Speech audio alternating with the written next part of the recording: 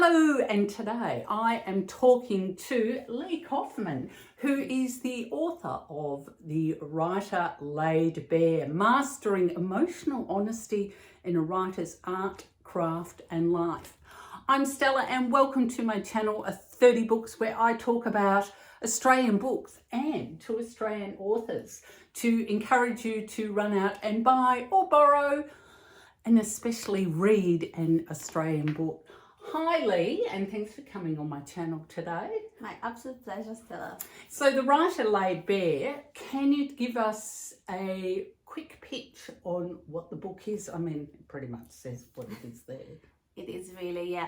Look, I'll just say maybe what was the impetus for writing this book. So this book is partly writing guide, but not the kind of very structured how to, 10 steps to writing your best-selling novel. I don't do things like this, don't read them. Because I don't believe it's recipes, create artwork. But yeah, it's partly writing suggestions, partly memoir, and it sort of arose from my experience of having had a long writer's block. So when I was in my early 30s, I was actually blocked for about 4 years. It was at the time when I was relatively new to Australia. I was still learning how to write properly in English. I was still developing my voice, and I totally got blocked. I started writing like somebody else.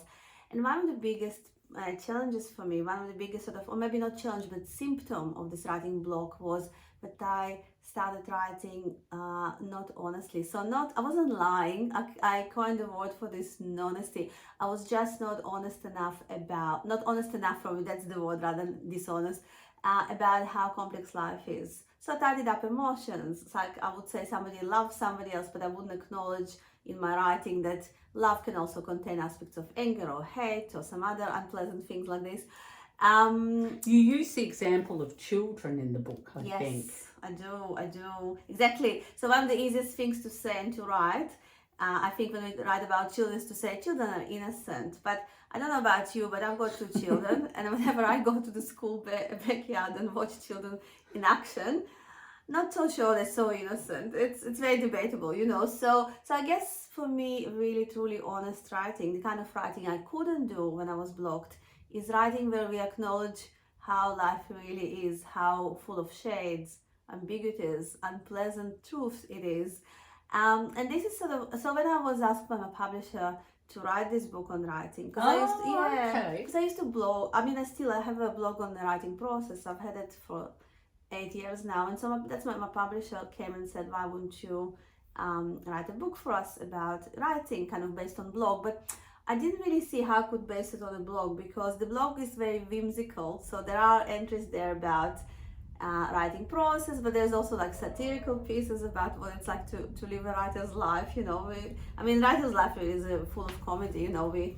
Anyway, I won't go into details, but and it's good to talk to you because you are the comedy queen in writing. I love your work, Stella.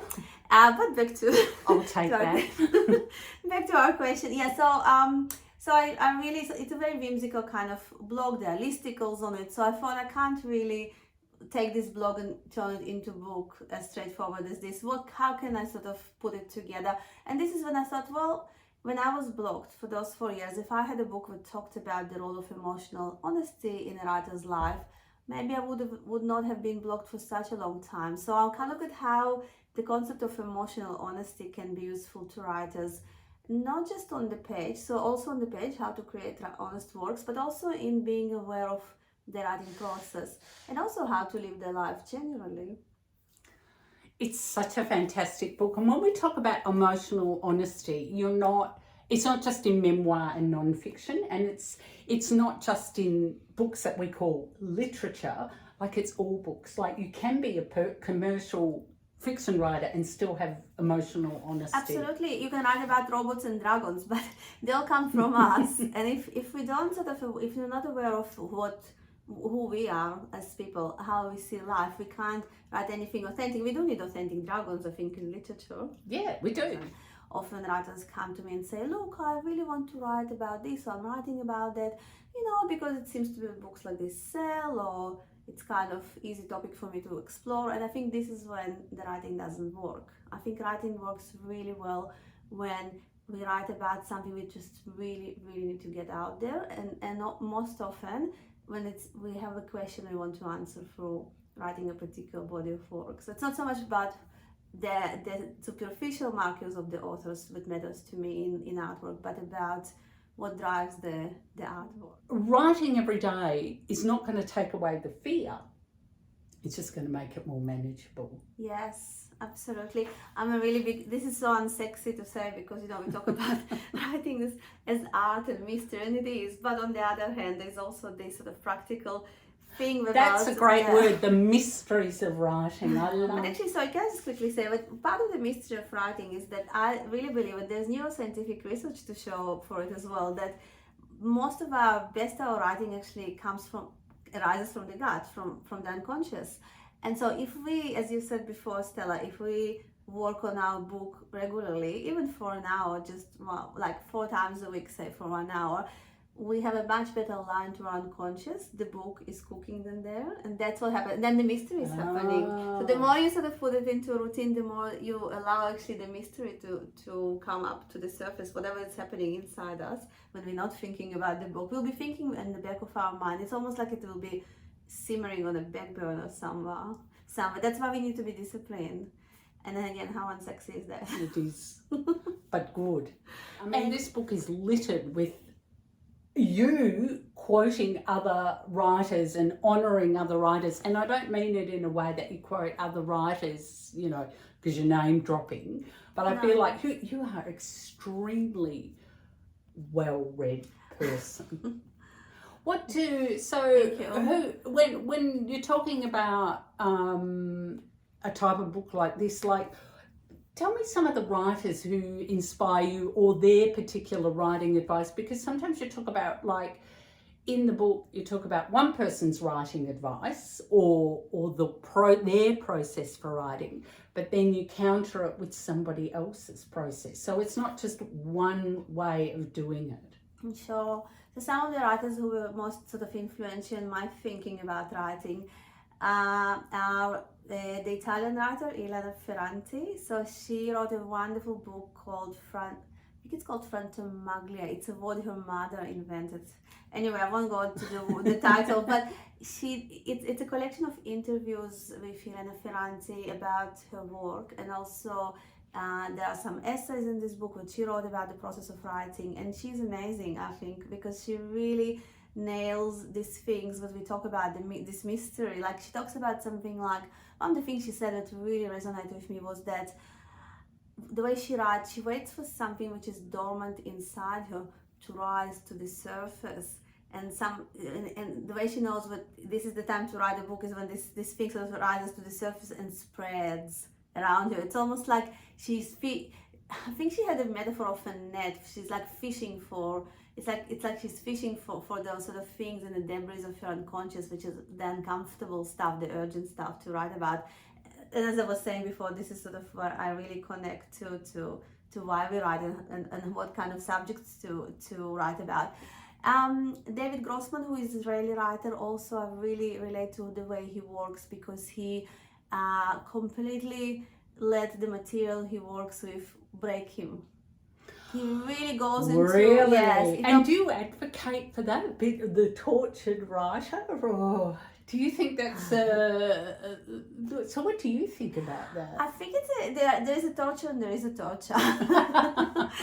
And I guess what he means by being broken is that he goes into hot material, the kind of material that maybe goes totally against his belief, and he let himself get immersed in this and think, can I see the other side of whatever it is that I'm looking like? So he's not afraid of being challenged. He's not afraid of... He's always, when he writes, that's what he says at least in his interviews, and his fiction is really good. When he writes, he always immerses himself in whatever his difficult subject is, and he goes into this willingly thinking, maybe I'll come out of this, writing this book with a different worldview. And I think it's very beautiful. I think this sort of receptivity to me says he's a great artist, and it shows on his pages. You quote Jonathan Franzen here. The writer has to be like a firefighter whose job, while everyone else is fleeing the flames, is to run straight into them. Is that what you're talking about? Is it David Grossman that you just mentioned there? So this is this is Jonathan Franzen. But yeah, Yeah, I think he does the same thing. Yeah. Yeah, and so does Elena Ferrante. So that's why I love this writer so much. Let's talk about Australian writers. Helen Garner. Helen Oh Garner. my God. She's my Australian goddess. What do you love about Yeah. her writing? What do you like? What's I don't going know where to start even, but if I had to be succinct about it, I suppose it's again this unflinching honesty. She puts herself on the line. When I read Helen Garner, I trust her, but she has thought really deeply about what she explores, because I can see that she even doesn't spare herself. So I also trust her judgment about other people in the event. It doesn't mean I always agree with her opinions, but when I read books, I don't need to agree with the opinion. I read books to be taken into somebody else's mindset and to sort of learn how to be somebody else. But then of course with Helen Garner, the sentences, oh my God, her prose, and she has this gift. This is the last thing I'll say about her, because I can go on for an hour. The way she can really take a very mundane thing like eating breakfast or looking at the cloud from a window, she always somehow manages to elevate it and make it really exciting. So after I read any of her work, my everyday becomes more rich and beautiful. I just if I sort of, when I read her works, I kind of try to look at the everyday through her eyes, and suddenly everything becomes more magical and exciting. Oh, that's beautiful. That's really lovely. Who is this book for? It's obviously for writers. But what type of writer are you aiming for? I actually don't. I had quite a lot of writers of commercial fiction read it and give me really good feedback. I don't like making distinctions between commercial, literary, whatever. I like making distinctions between fiction and non-fiction, definitely, or poetry. But I think, what I think is that those commercial writers who write at the top of their genre. I loved it when you said that. You said the commercial writers on top of their game. I just thought, I think they work the same way in their habits and in their thinking as literary writers. So I actually really loved, speaking of writer's process, I loved Stephen King's memoir about writing. I loved Patricia Highsmith's book about writing. She writes, for those who haven't read, those wonderful suspense novels. And they say exactly the same things as the more literary, so-called highbrow writers, as Elena Ferrante say. All the really good writers, whatever genre they work in, they all read really up, up as possible. That's why they create really great stuff. All the good commercial writers I've read or spoke to, and I have quite a few friends among them.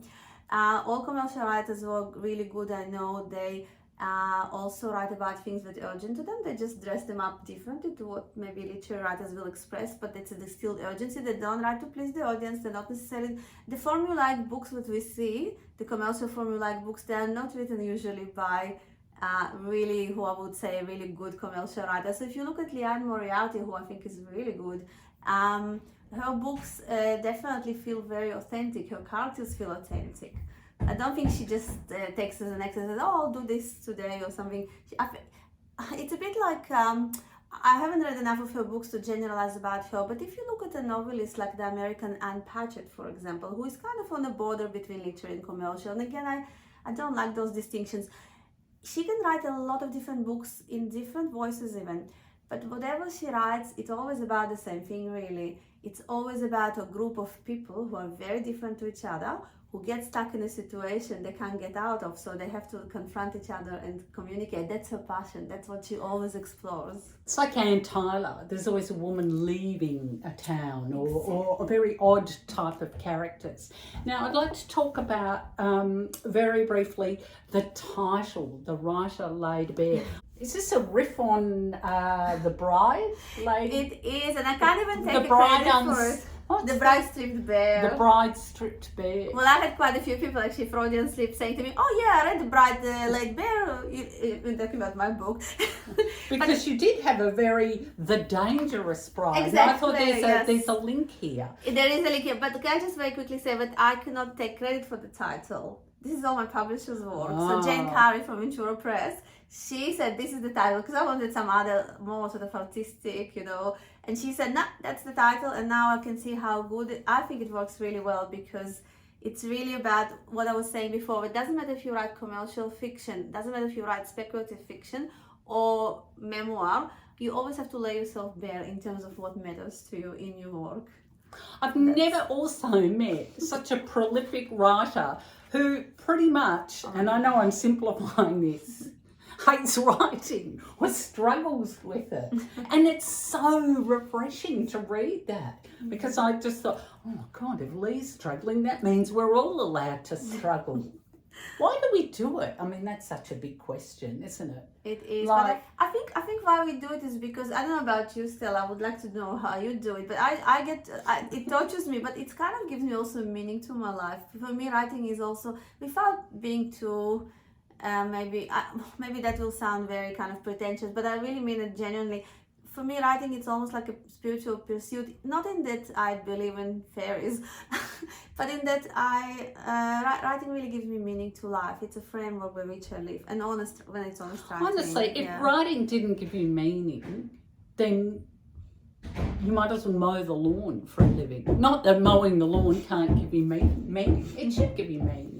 Now, there's a very stompy dragon out there. Yes, I know. In case you're wondering. Yeah. He's fine. Stop it, No, he's fine. Now, as someone who's really widely read and came to Australia as a writer, what did you think about Australian writing and writers? Is that too big a question? It is a big question, but I'll maybe just say more briefly that I have to be diplomatic here. Oh, really? You hate us? No. Now, not to put you on the spot or anything, who's your favourite Australian writer? So one of them, of course, is Helen Garner, because we just mentioned her. But I also absolutely adore Robert Dessay. I read every book he produces, and I really, really love Anna Fanda. My only issue is she doesn't write enough books for me to read. So a lot of non-fiction. Is non-fiction your love? Look, for you? Because I haven't written fiction for a very long time, so in sort of recent, I would say in the last decade or so, I was mostly focusing on creative non-fiction, but now my fictional juice is starting bubbling up, and so I started reading more fiction as well. One of the actually Australian novels I really, really love is a novel that was published a long time ago. I think it was published maybe in the 80s. It's called Messages from Chaos, by Brisbane-based writer Suzanne Johnson. I don't know this. I know that name. No, it's one of my probably one of my top favorite Australian novels. And I like how you talk also in the book about books, because all of us buy and get so many books and go, oh, we haven't read it yet. But you don't have a problem with that. You've owned some books for 20 years and just thought the time isn't right for me to read this yet. Absolutely, because I know what books I love, and so I'm very happy to keep buying books, knowing that I'll definitely going to enjoy them at some point. But I need to choose a book that I'm going to read. When I don't have a lot of time to read books, I choose because I do a lot of reading for work and for my research. But when I have time to read whatever I want, I really want to make sure the book fits my mood and my needs at the same time, but something set of my interests at the same time, because my interests change, So I'm very picky like this. So I love the fact that I have a few hundred books at home which I haven't read yet, and so I can go and pick them and choose. And actually, in terms of Australian novels, I just want to quickly say that recently I read a debut novel which is about to come out. Actually, it came out this month, which I think is amazing. It's called. I'm on the edge of my seat here. I think you'll enjoy also having this person on your podcast. It's really good. So it's called Denizen, and it's by James Mackenzie Watson. I hope I pronounce his surname. Yeah, I know someone who just was talking about this. So can you tell us what it's about? Of course, and I just hope I'm going to do it justice. It's kind of, so it's a novel, how to describe it. So it's a novel about somebody who grows up with quite severe mental health issues, but it's not the way it sounds. It's written like a thriller, I suppose, and it's a very sort of place-based as well novel. It's mostly is based in a very remote kind of rural environment of New South Wales, but the reason I'm struggling to explain what it's about is for two reasons. One, I just don't want to give away too much because it's a thriller and there's a lot of really interesting developments there. So yes, do read it. It's a really great plot, but even more so, what makes it so good, it's not even what it's about. It's the language and the skill with which this writer puts us into a mind of somebody whose mind doesn't quite work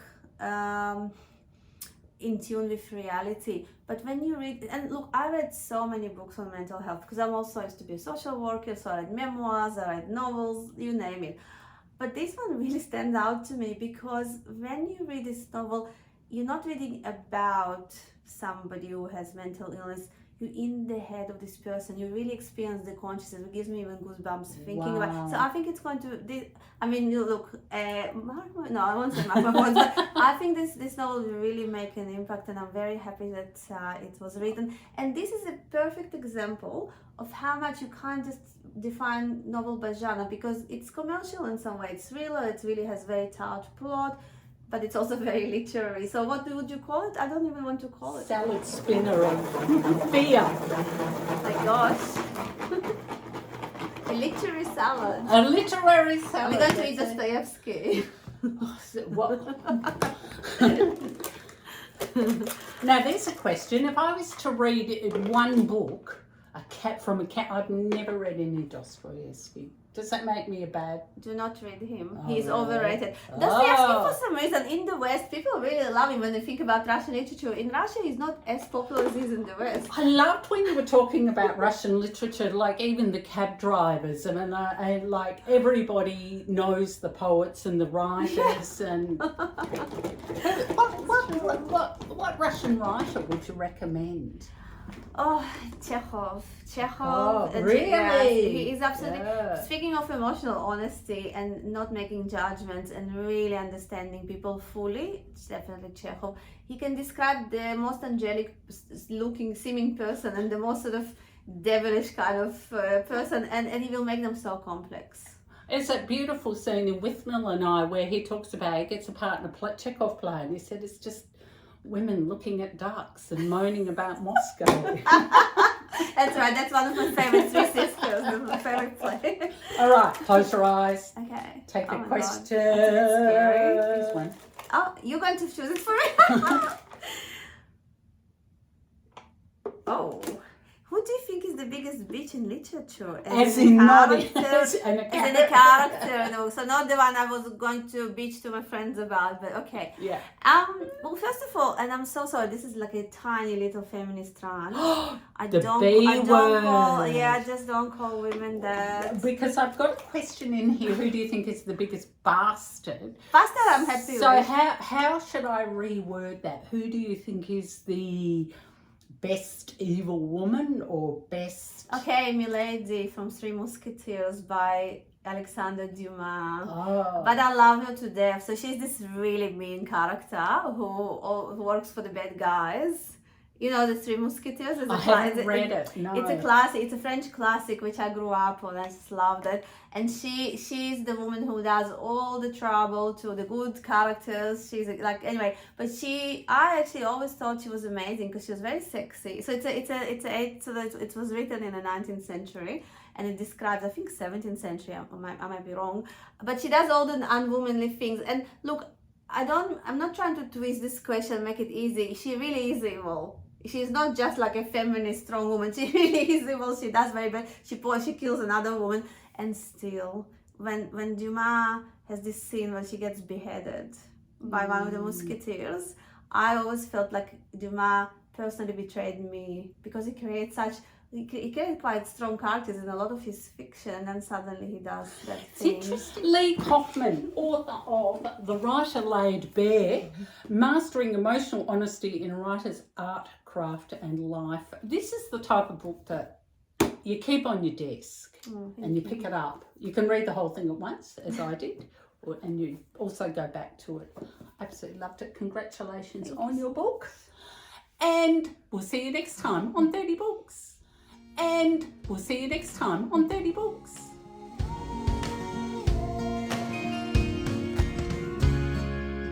Let's have a bit of a ring off. Oh, yeah. What have you... So I thought I was being flamboyant, but then I saw Stella's ring. This is gorgeous. Mine's from the op shop. Mine's is too, by the way. Oh.